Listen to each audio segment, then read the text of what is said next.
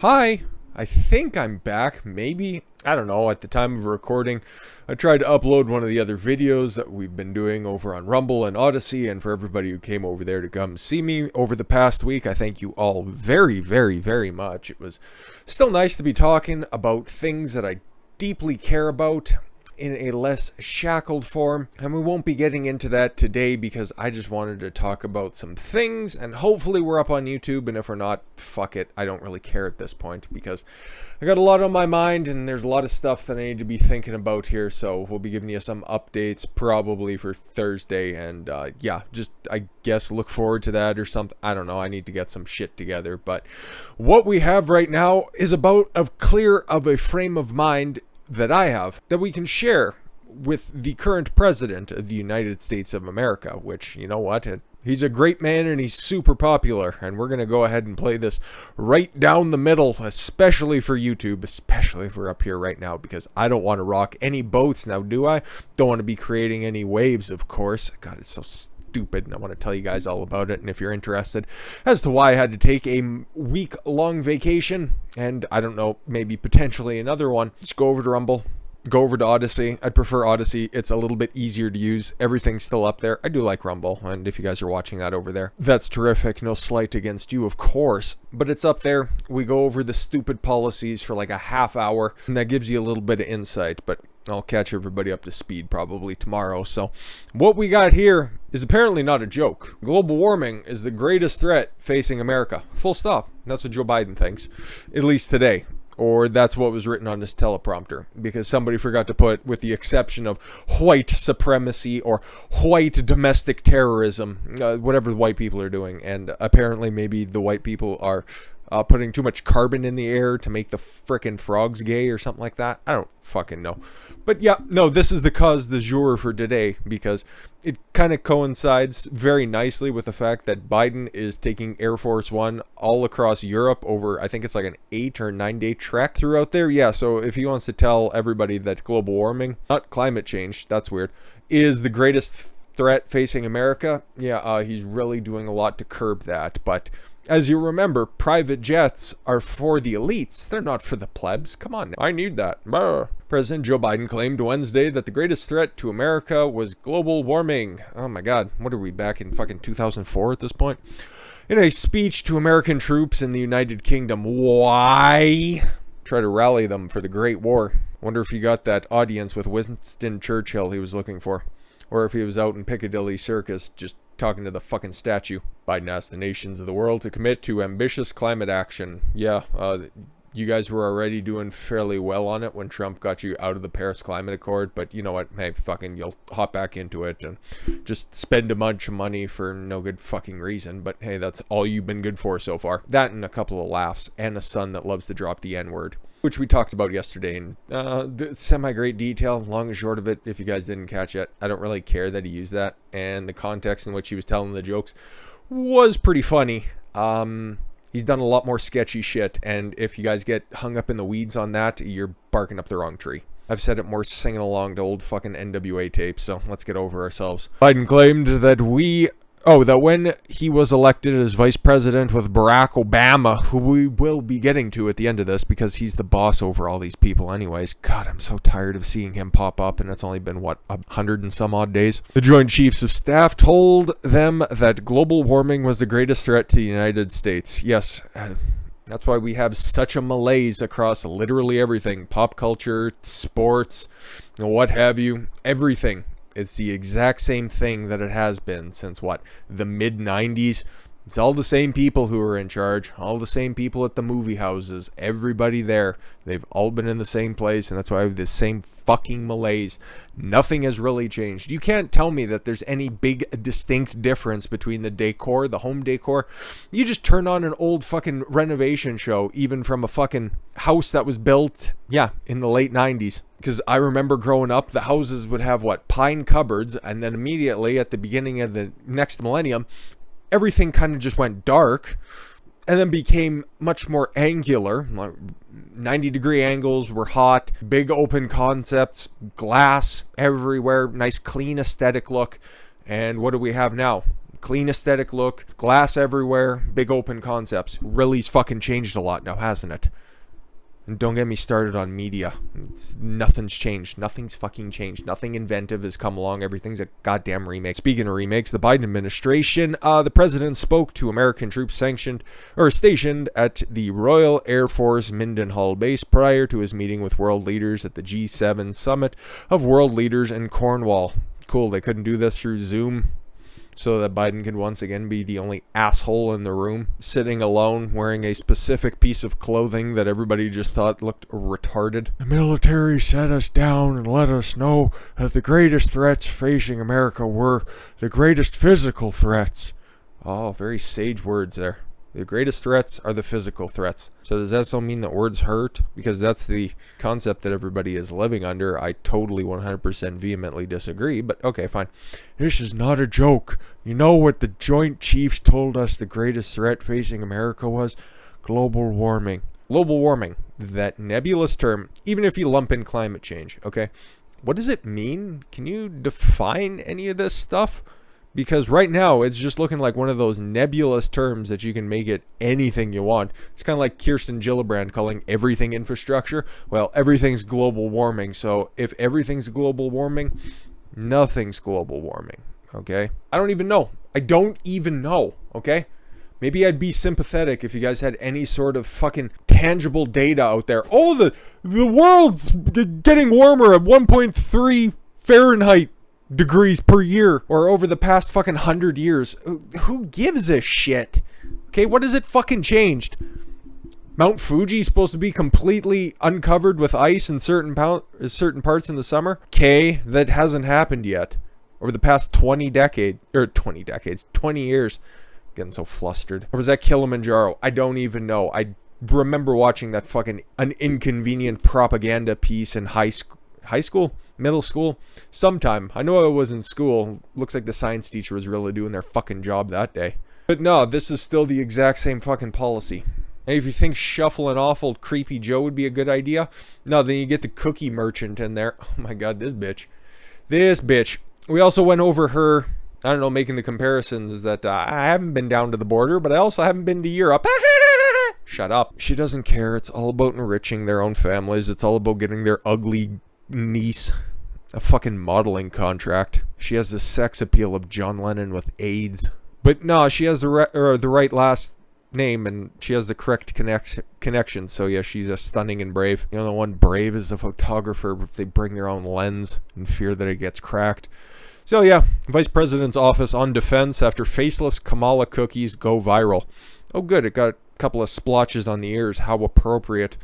The Vice President's office clarified a decision by Kamala Harris to hand out cookies with her likeness on them to reporters at an off-the-record visit during her trip to Guatemala.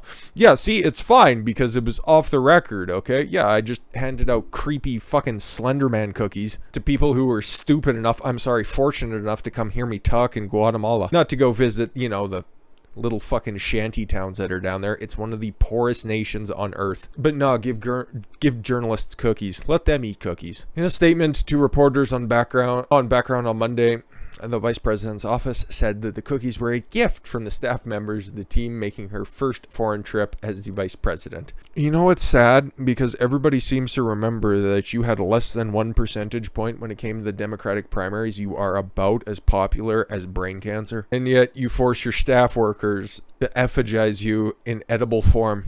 This is truly the weirdest timeline. I don't even know what to say, really. USA Today White House correspondent Courtney, the fucking son of a shared a photo of the cookies on Twitter on Sunday, which immediately drew fire from the vice president's political opponents. Did she try to say that this was a cool thing?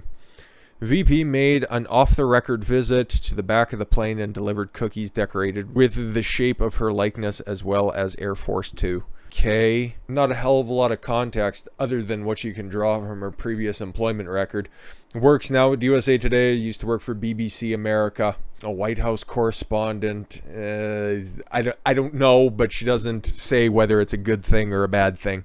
So, can't really drag Courtney for anything. And even if she does get drugged for it, at least she'd have those nice little cookies. So that'd just give her a little bit of protection from the dragging. There you go, cookies with her face on them.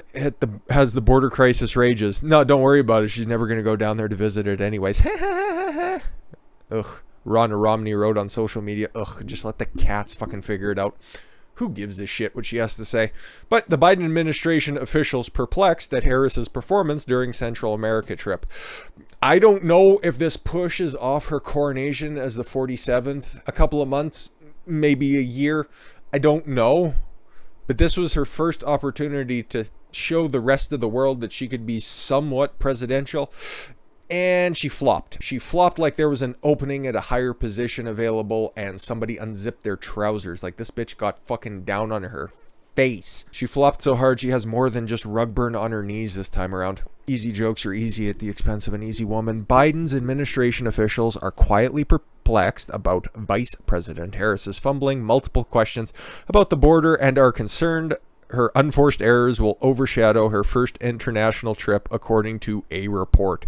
Speaking to CNN, it's weird, right? Because CNN should be the ones running cover for them. So let's see where this goes.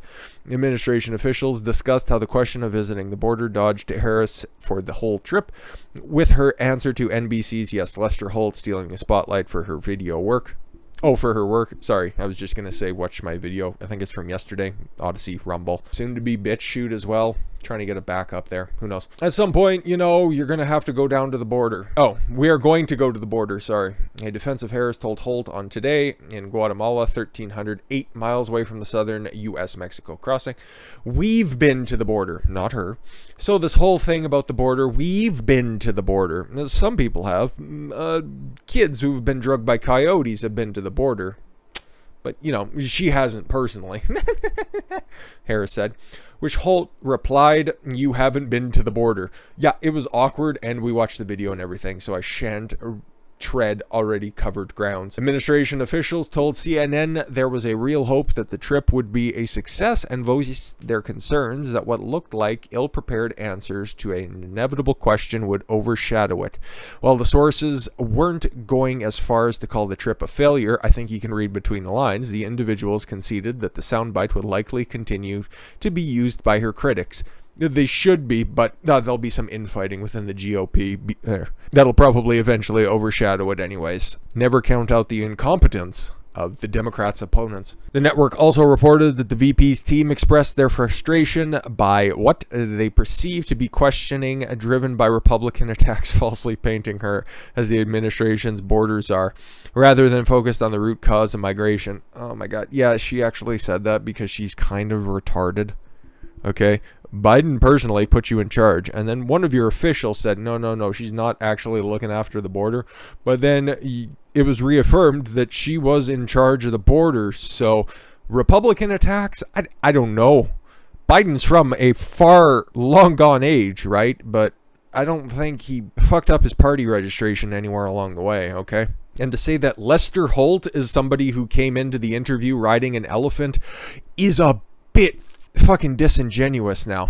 So yeah, it's weird that CNN would be turning on their golden goose, but maybe they're realizing that, okay, Biden and Harris are not good for business, so perhaps we're going to take these very obvious instances of them fucking up tremendously and maybe use them just to kind of test the waters to see how far we can push this, because, oh no, we don't want to kill the golden goose. We don't want to kill the access to the White House.